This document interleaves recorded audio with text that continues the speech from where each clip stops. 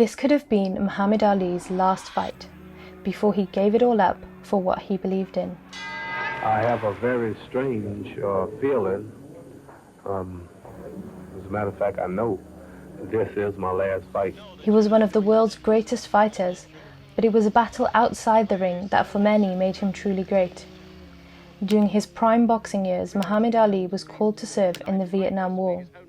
He knew that his refusal could cost him not just his career, but even his freedom. But this didn't stop him. Black and white boys are dying unjustly for nothing, just to free somebody else. So why should I worry about going to little old jail to free my poor people who's been catching hell here for 400 years? And it's kind of hard. It's kind of hard to put a black... Are you asking me for an answer to that? It's kind of hard to put a black man or any black person in this country in jail, because if you ask the average one, we're already in jail. You know, we've been in jail 400 years. How does... Ali had previously evaded the draft after failing qualifying tests, but at the height of the Vietnam War, when qualification standards were dropped, Ali, like a disproportionate number of black Americans, was called to serve, but he refused. Friday in Houston was the champion's moment of truth. He showed up at the induction center but refused to step forward, bringing on the threat of prison and a shattered career. My conscience won't let me go shoot my brother or some darker people or some poor, hungry people in the mud for big, powerful America and shoot them for what? They never called me. They never lynched me. They never put no dogs on me. They never robbed me of my nationality. How can I shoot them poor people? Just take me to jail. Mere months after his final fight. And Muhammad Ali has retained his heavyweight championship of the world. The World Boxing Association did to Ali what none of his opponents had been able to do up to that point. They stripped him of his title.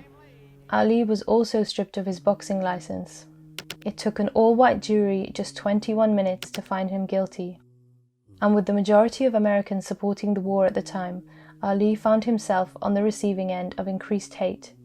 I find nothing amusing or interesting or tolerable about this man. He's a disgrace to his country, his race, and what he laughingly describes as his profession. The 1968 Olympian John Carlos said, "If there was an Olympic sport for the number of death threats received, King and Ali would have been fighting for the gold." Despite all of this, Ali didn't feel that he'd lost anything. And those of the people who think that I lost so much by not taking the step, I would like to say that I did not lose a thing up until this very moment. I haven't lost one thing. I have gained a lot. Over the next few years, as opposition to the war grew across the US, Ali became an anti-war civil rights hero, speaking at universities across the country. It has been said that I have two alternatives: either go to jail or go to the army. But I would like to say that there is another alternative, and that alternative is justice.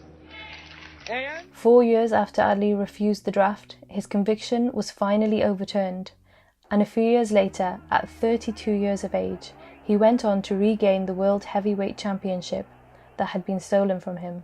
Throughout his years of boxing exile, Ali never knew if he would return, but for him, his fight for equality and justice for Black Americans was far more important than any he'd fought inside the boxing ring. I really care nothing about boxing. Boxing is just to introduce me to the struggle. Like when I speak, I draw people. But if I couldn't fight, I would still not be fighting. So number one comes freedom first for my people, equality, and this is what I plan to do after I'm through fighting.